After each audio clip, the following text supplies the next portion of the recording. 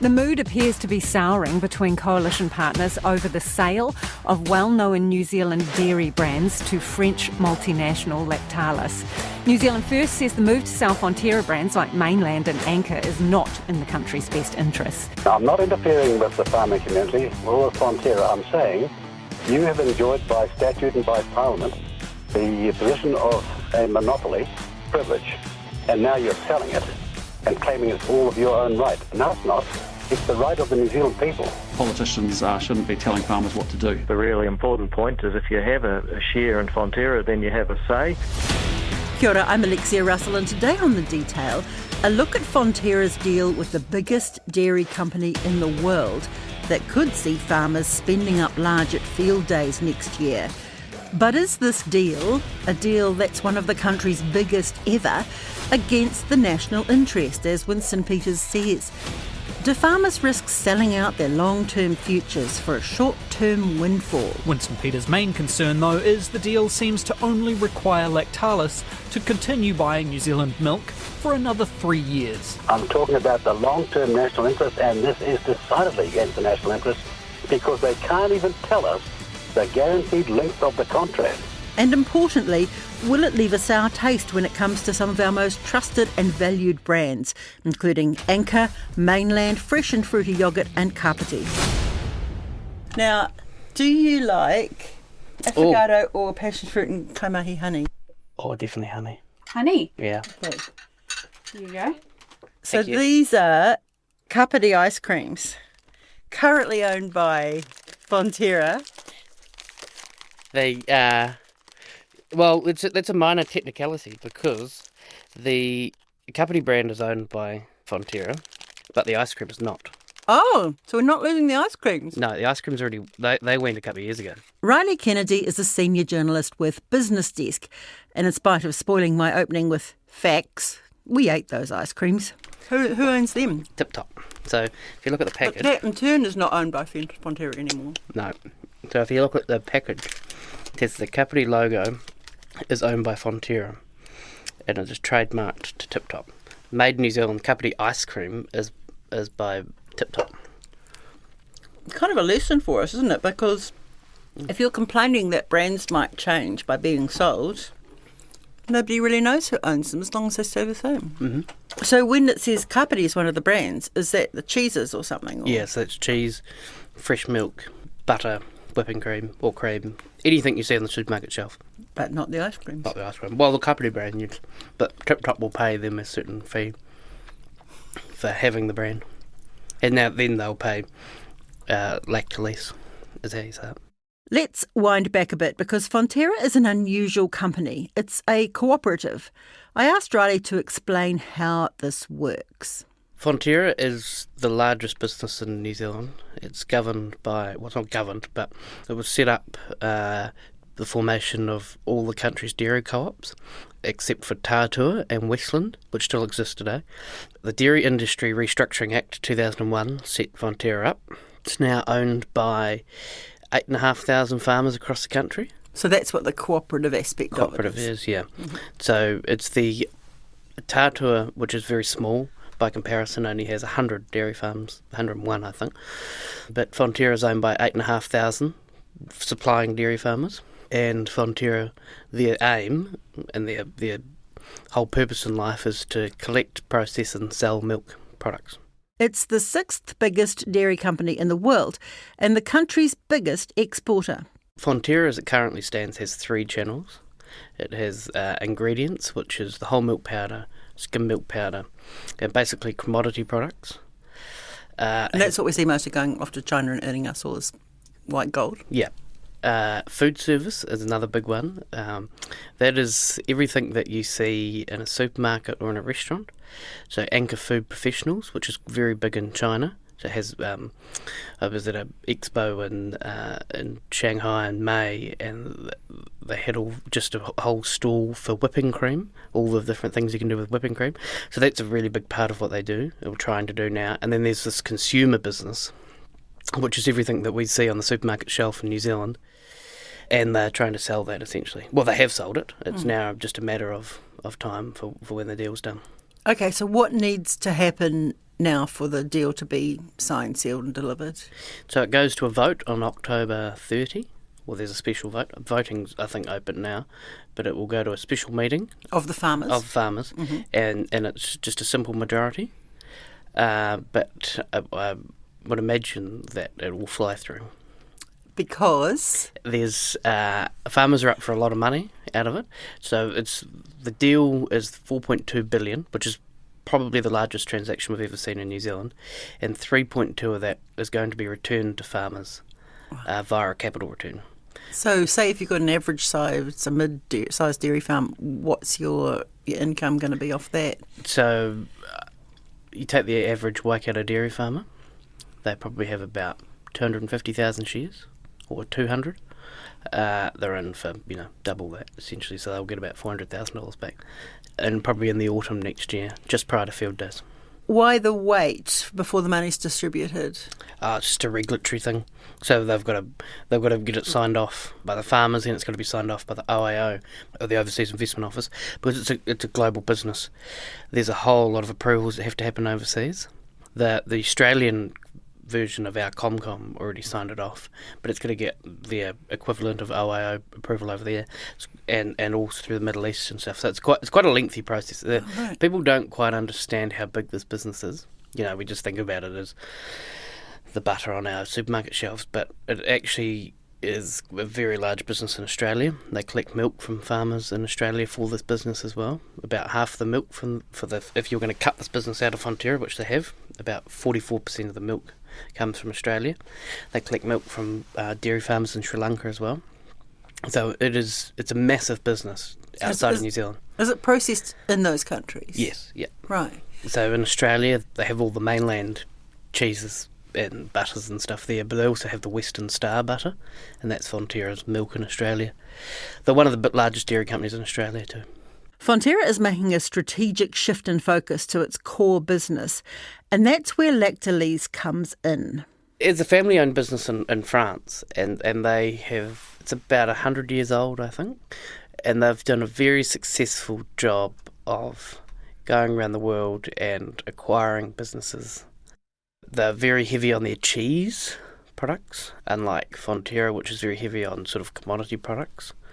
But they have revenue of over 30 billion euros. So this is a very big business, and the Fonterra and Lactalis have done deals before. They bought the South American business of Fonterra about 3 or 4 years ago. And in the past 12 months, they've bought a big yogurt business in North America too. So they're very experienced in doing deals, and they know where the value is, where others are missing out on. So yogurt actually is part of this deal, isn't it? A Fresh and Fruity brand, is that right? Mm-hmm. What are the other brands that we see on our supermarket trips that will become under French ownership? So Anchor is the main one. Well, that's the one that people will know. There's Mainland, Fresh and Fruity, Bega, which is the cheese brand in Australia. Right. Western Star in Australia. Perfect Italiano, the Parmesan cheese. Goodness me. There's probably about 15 brands in there that's going. Probably more. Okay. But we know them as Anchor and Mainland. Yeah. Now, Anchor, I remember when Anchor had the most iconically Kiwi ads out there. Remember the soap opera ad that it used to run? Mm. Has your dad seen it yet? Oh, sing some. I need that. What? You know, Fernleaf. The commercial? Oh, yeah. He's seen it. Who hasn't? Is this sort of connection with New Zealand, sort of really leaning on being Kiwi to sell their stuff, is that in danger of being lost, or can they still kind of ethically keep that up? Well, it's still going to be New Zealand milk. So Fonterra have signed a long-term agreement to supply the milk to those brands, which is Fonterra supply the milk to the opposition brands as well through the Dairy Act. So it's still going to be New Zealand milk, it's just going to be owned by someone else. I remember at the press conference, which was probably about 2 months ago, Peter McBride, the chair, sort of touched on that, and he said, farmers will be feeling this today, that we are selling it, but they're confident that this is the right thing to do. But there's no doubt that these are iconic brands. in our fridge at home at the moment. We've got Anchor. It's almost a day-to-day part of people's lives. But Fonterra are confident that this is the right thing to do. So how long is the French company locked into buying New Zealand milk? It's 10 years. 10 years for milk. But there's also a whole lot of other products that they'll have exclusivity agreements, like cream and everything else that goes into these products. But it's about 10 years, yeah. Fonterra has clarified to RNZ that while its global agreement for processed dairy is 3 years, its raw milk supply deal is 10 years, and both have a 36-month notice period, so would last another 3 years on top of that. Is there a risk that after that farmers could see the rug whipped out from underneath them? Well, yeah, I've seen a bit of commentary about this, but dairy products is a perishable product. So you're not talking about a product like cardboard or something. You can't just go and get it anywhere else. Essentially, the milk has got to be collected and then processed in a very short amount of time. So I can't see a scenario right now where they could go and find milk in another country and then bring it to New Zealand and process it quickly. They could get milk from other dairy companies in New Zealand. I mean, that's a possibility. But the other two are quite small, right? Yeah. So yeah. And open country, the second biggest, which is a big challenger to Fonterra, they wouldn't want to sell the milk. So I can't see it happening. What if they squeezed Fonterra's prices down after those 10 years? Yeah, well, they can't under the Dairy Act. So Goodman Fielder, which owns the other brands like Meadow Fresh, they get their milk from Fonterra, but it's also part of legislation under DERA. They get it at the farm gate milk price. So that's the same deal as what Lactalis is getting as well. Right. Now, speaking of legislation, what's the interaction between the government and Fonterra? Because Winston Peters has come out and threatened the prospect of more regulation for Fonterra if it goes ahead to do this deal. In a letter to farmer shareholders out today, Leader Winston Peters accused Fonterra's executive of a lack of transparency and suggested the government may need to look at changing regulations. It says if the deal proceeds, then perhaps we need to revisit the regulatory environment for Fonterra. Coming from one of the most powerful politicians in the country, that may sound like a threat. No, it's not a threat. When you ask for regulatory conditions and privileges, and then you sell them off to some other country's advantage, then it's the Parliament's duty to examine the full import of this deal. Is that in the realms of possibility? I'm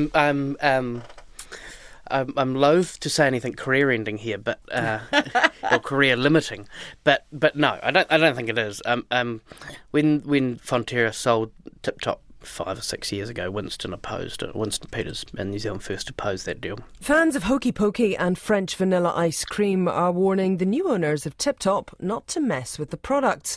The global ice cream company Fonterra is buying the company from Fonterra for $380 million. Fonterra is a joint venture between Nestlé and Pie Partners based in the UK and is the third largest ice cream manufacturer in the world. It sells brands in 20 countries.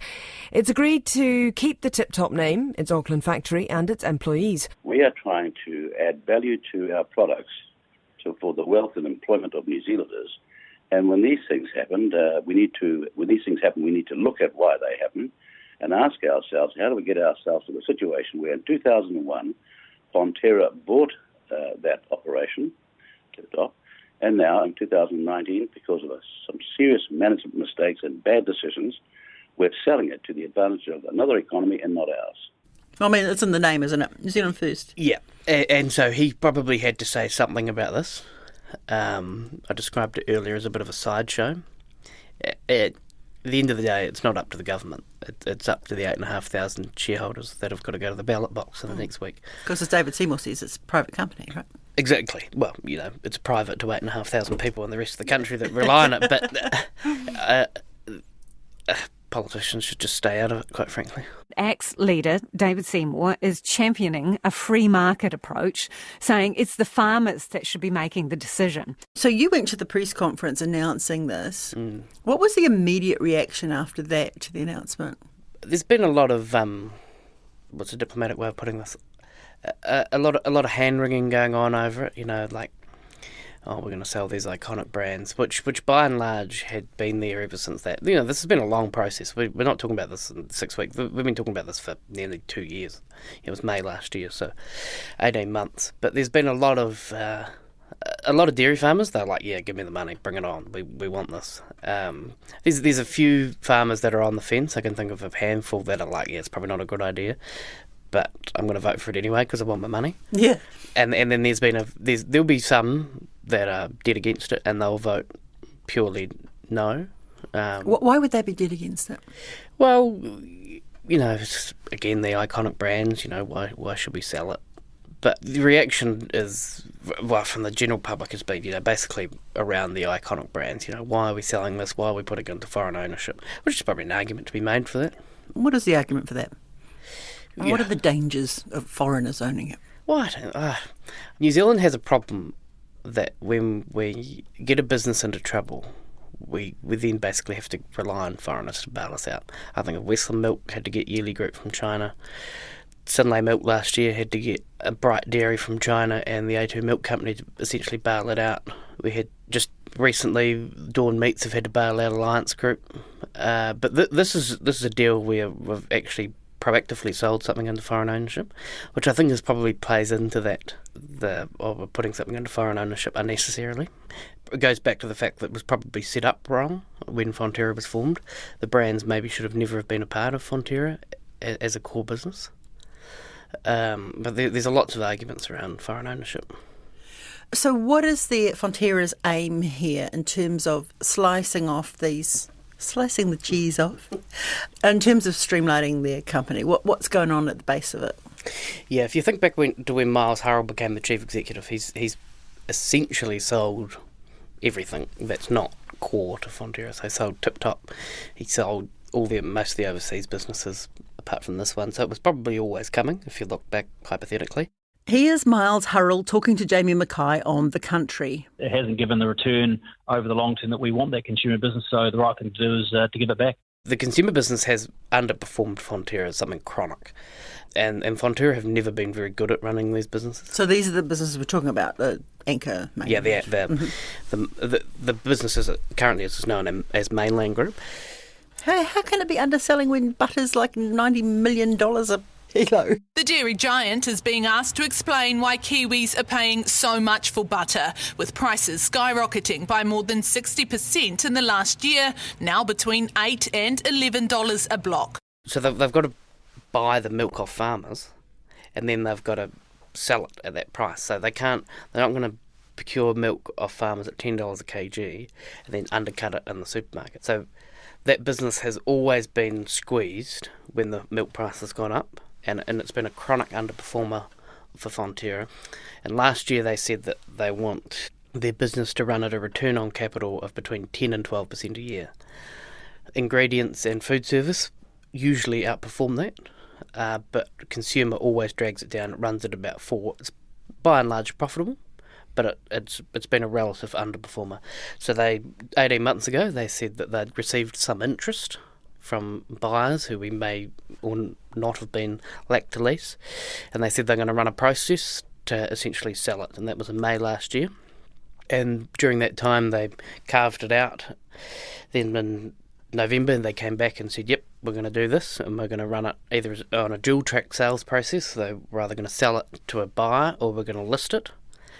And they went through that process up until August this year, and when they announced it was going to lack to lease. It was a very competitive process. There was a lot of interest in this. Hypothetically speaking, the idea of listing it was never really going to happen. Why is that? It was only ever a backdrop. I think they knew that there was a lot of interest in this and someone was going to snap it up, but if those deals fell over, they committed themselves to doing this. So they set up an IPO process alongside it in case all turned. Didn't work, right.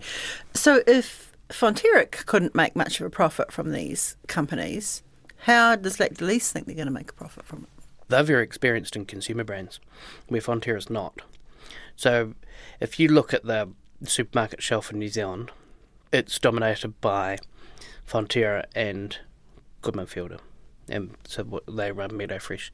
You go to Australia, it's dominated by Fonterra, Lactalis, Bega, and then you go to Southeast Asia and it's just a minefield of dairy brands. So for Fonterra to be successful at this business, they would have had to pump a lot of money, a lot of their farmers' money, into marketing these products. Lactalis has the scale and has the in and out of the dairy section to be able to market these products well, where Fonterra just doesn't have the scale. They have the scale and ingredients, they're very good at commodities and they're very good at food service, but they just don't have the scale outside of New Zealand and in part Australia to market these products. Anyone that's ever run a consumer business will know that marketing is your biggest cost, and Fonterra just have been unwilling to do that. You were saying before that farmers will definitely give this a tick. I'd be very surprised if they didn't. They just want the money back to invest in their own farms. There'll be people that might be going to buy a new batch or a new Toyota Hilux at field days next year. Yeah. But I know of at least a handful of farmers that are thinking succession planning, what's the future hold for their operation. This money will allow them to do that, maybe buy out a business partner or an equity partner, or if they're share milkers, even buy a farm. And they'll probably pay back the debt. There'll be a lot of debt repayment come from that. They've paid off a lot of debt in the past year or so, but there'll be a lot more debt that will be paid off. Fonterra CEO Miles Hurrell says it's hard to see the logic in the argument from some that this move could push up the price of dairy products. The competitive environment doesn't change, effectively removing us from the consumer market and putting in another player. So I wouldn't see that changing at all. If anything, you'd see someone like a Lactalis that could potentially bring in some other international brands that they own into the New Zealand market that they may see an opportunity for. So I wouldn't see any change in the New Zealand competitive environment. Internationally, I think it's a great news story. They'll grow. I think they'll take to another level that we haven't been able to do internally, and as a result, we'll be supplying them additional ingredients and fresh milk to support their growth. And Riley Kennedy doesn't think that Winston Peters' open letter to farmers will have much sway on the way they vote next week. Farmers are incredibly good business people, and when they vote, they'll vote whatever way because they think it is the right call for their farming operations. There will be some, but I don't think there'll be all that will be swayed by what happens in Wellington. Farmers, rightly so, are focused on what happens on their farm and in their cooperative, not what a politician in the beehive has to say. That's all for today. The Detail is a newsroom production supported by RNZ and New Zealand On Air. This episode was engineered by Jeremy Ansell and produced by Gwen McClure. Thanks to Riley Kennedy from Business Desk. I'm Alexia Russell. Mā te wā.